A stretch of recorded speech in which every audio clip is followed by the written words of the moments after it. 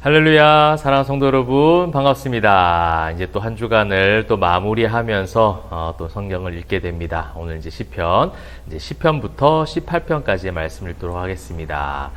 자, 우리 한 주간 또 하나님의 은혜로 또 살아왔는데요. 이 시편의 기자들이 했던 고백, 이 찬송의 고백이 여러분 입술 가운데 많이 울려 퍼지기를 소망하고, 또한 그런 마음과 그런 입술을 또 가지고 또 내일 우리 교회에서 함께 예배하는 성도들과 그렇게 하나님 앞에 온전한 경외함, 또 온전한 경배 올려드리시기를 축복합니다. 자, 이제 시편 저희가 이제 두 번째 시간을 이제 보내면서 제가 이제 지난번에 전체적인 구조, 이거는 이제 예전에 100일에 바이블 투어를 할 때 한번 말씀을 드린 적이 있습니다. 자, 시편을 이제 5권으로 나누게 됩니다. 이제 1편부터 41편까지가 1권이고, 또 42편부터 72편까지 2권. 그렇게 해서 이제 제가 계속 하면서 그 부분을 할 때 말씀을 드릴게요. 그래서 지금 읽는 부분은 1권입니다. 1권. 그런데 이제 그 1권, 2권, 3권 이제 더해져 갈 때마다 그 분위기가 조금씩 다릅니다. 그래서 처음에 1, 2권은요, 약간 비탄시, 그러니까 슬픔, 또 어떤 고통, 그런 가운데 부르짖는 그런 고백들이 많이 이제 모여 있는 게 1권, 2권 쪽이에요. 이제 시편을요, 이 한 절 한 절의 고백, 그 한 절 한 절의 그 하나님 앞에 올려드리는 그 찬양의 메시지가 굉장히 귀하잖아요. 그 문장이 굉장히 문학적이고 아름답죠. 이제 그러한 가운데 그 겉으로 보기에는 그런 아름다운 노래, 찬송의 가사처럼 보여지지만 이 시편은요, 한 인생을 다룬 그런 어떤 말씀이기도 해요. 어떻게 보면 저와 여러분의 인생입니다. 이 땅 가운데 하나님께서 우리를 이 죄인들을 의인 되게 하셨죠. 십자가의 전적인 은혜로 우리를 구원해 주셨습니다. 그 구원받은 하나님의 자녀들이 여전히 주님이 다시 오시기 전까지는 죄악된 세상 가운데 살아가야 되거든요. 그 살아가는 세상 가운데 경험할 수 있는 수많은 감정들, 수많은 환경과 상황과 조건 속에서 느껴지는 그런 마음속에 여러 가지 부딪힘, 또 짐들이 있다는 거죠. 어려움들이 있다라는 거예요. 그것을 지금 1, 2권에서 다윗을 통하여, 다윗의 일생이 사실은 우리의 일생과 견주어 볼 수 있는, 우리의 일생의 모델이 될 수 있는 그런 다윗의 어떤 인생이었잖아요. 그 인생을 하나님은 이 시편 기자로 사용하시면서 그 다윗이 순간순간 했던 수많은 그런 고백들을 이 1, 2권을 통하여 우리에게도 역시나 그런 똑같은 일을 당하고 있는 이 시대를 살아가는 주의 자녀들에게 그 속에서 하나님을 찬송했던 다윗의 그 고백들을 우리에게 가르쳐 주시는 그런 말씀이라고 할 수 있어요. 제가 이 말씀을 드리는 이유는 무엇이냐면, 우리가 신앙의 여정들을 한번 곰곰이 자신 한번 돌아보시면 좋겠어요.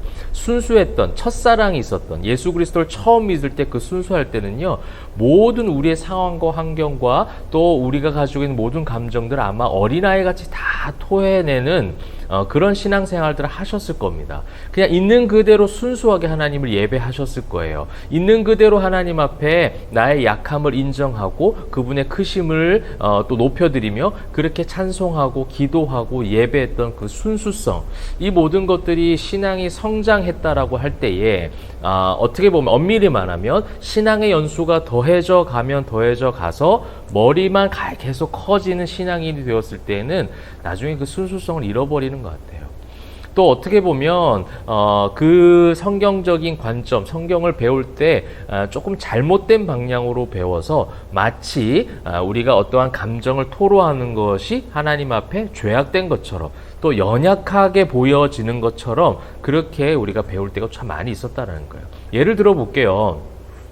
이 앞에 1, 2권을 보면 원수에 대한 공격에 대해서 다윗이 굉장히 강력하게 얘기할 때가 참 많이 있습니다. 그 원수를 저주하며 그 원수를 멸하여 달라고 이야기합니다. 그런데 신약 성경에서 예수님이 가르친 뭐예요? 원수를 사랑하라잖아요. 그 원수를 사랑하라, 이 메시지 때문에 나를 힘들게 하고 어렵게 하고 나를 고통 속에 빠져들게 하는 누군가를 무조건 사랑해야 된다라는 교훈으로 가서는 안 된다라는 거예요.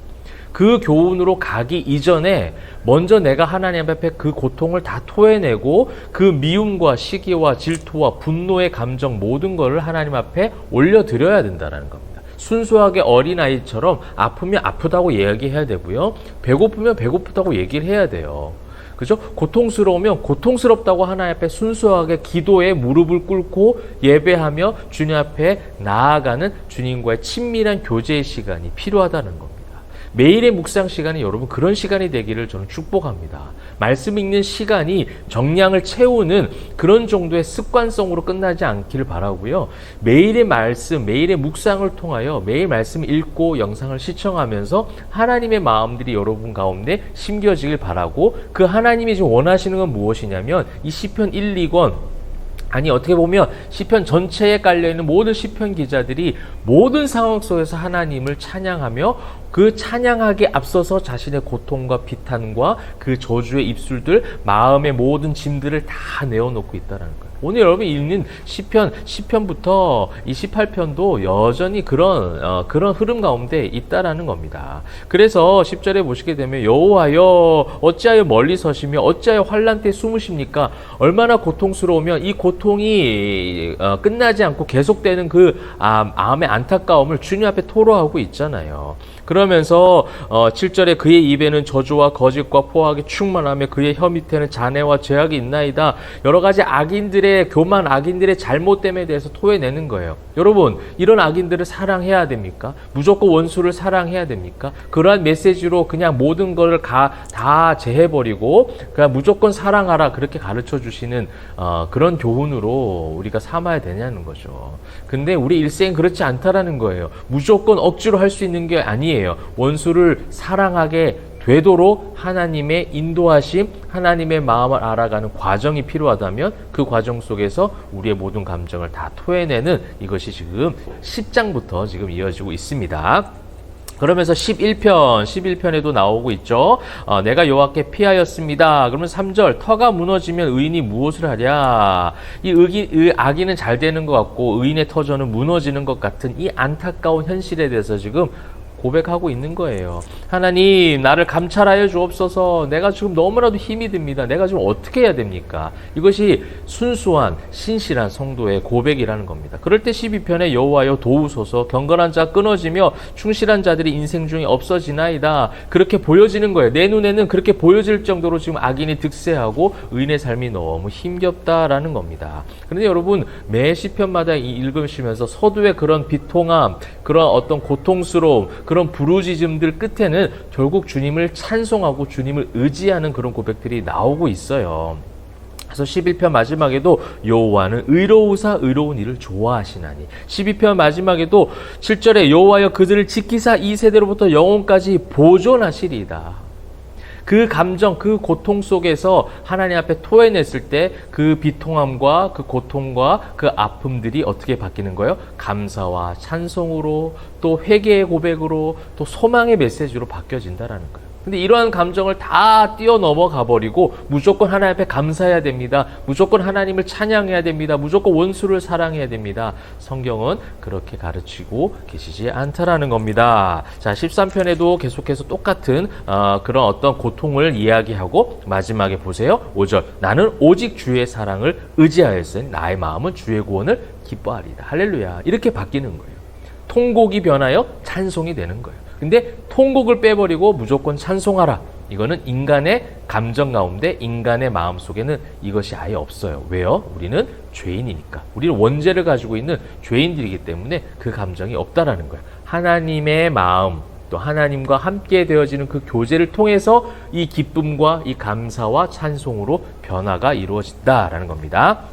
그래서 계속 여러분 한 절 한 절 다 할 수는 없어서 14절, 14편, 15편도 그렇게 보시고요. 중요한 건 16편이에요. 16편은요, 메시아의 이 부활 시편이라고 우리가 부르고 있습니다. 여러분 보시게 되면 하나님이여 나를 지켜주소서 내가 주께 피하나이다. 이렇게 지금 고백을 하고 있으면서 이제 뒤쪽에 보시게 되면 4절, 피의 전제를 드리지 아니하며 내 입술로 그 이름도 부르지 아니하리로다. 여호와는 나의 산업과 나의 잔의 소득이시니 나의 분깃을 지키십니다. 라고 이야기하고 있습니다. 그 피의 전제, 예수님은요, 피의 전제로 모든 것을 다 바쳐드렸죠. 그렇게 바쳐드린 것을 주님이 다 아셔서 나중에 어떻게 해요? 9절에 이러므로 나의 마음이 기쁘고 나의 영도 즐거워하며 내 육체도 안전히 살리니 11절 주께서 생명의 길을 내게 보이시리니 주의 앞에는 충만한 기쁨이 있고 주의 오른쪽에는 영원한 즐거움이 있나이다. 이 부활에 대한 소망이죠.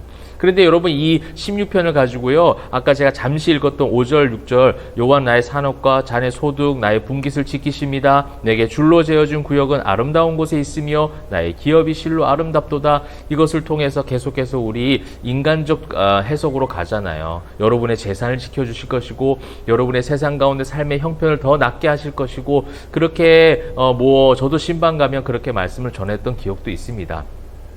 그런 적용으로 우리가 또 받아들일 수도 있겠지만 엄밀히 말하면 구속사적 관점에서 보게 된다면 예수 그리스도의 그 분깃, 예수 그리스도의 줄로 재어진 구역이 어디예요? 이 땅이 아니에요. 하나님의 구역 하늘나라예요. 그 하늘나라에 계셔야 되는 그 분이 인간의 육신의 몸을 입고 우리를 구원하시고 이 땅 가운데 오셨을 때 그 했던 메시아 부활의 시편 그 고백을 지금 시편의 노래로 지금 그렇게 바꾸어서 찬양하고 있는 겁니다. 그러니까 예수님께서 지금 하시는 고백인 거예요. 나의 산업과 나의 잔의 분깃 어디예요? 하늘 보좌 우편이시잖아요. 그것을 그 모든 것들이 아름답도다 그 생명의 길로 나를 이끄실 것이다. 부활의 길로 나를 이끄실 것이다 라는 예수님의 그 십자가의 그 피의 전제를 통과한 부활의 메시지를 16편이 담고 있습니다. 그래서 여러분 이제 그러한 메시지로 16편 보시고요. 17편 또 이제 18편까지 그렇게 이제 말씀을 보시도록 하면 될 것 같습니다. 나의 힘이 되신 여호와여 주를 사랑합니다. 찬송의 고백도 나오고 있고요. 아까 말씀드렸던 여러 가지 그런 감정들 그런 것들을 고백할 때에 나의 방패 되신 구원자이신 하나님을 경험하게 돼요.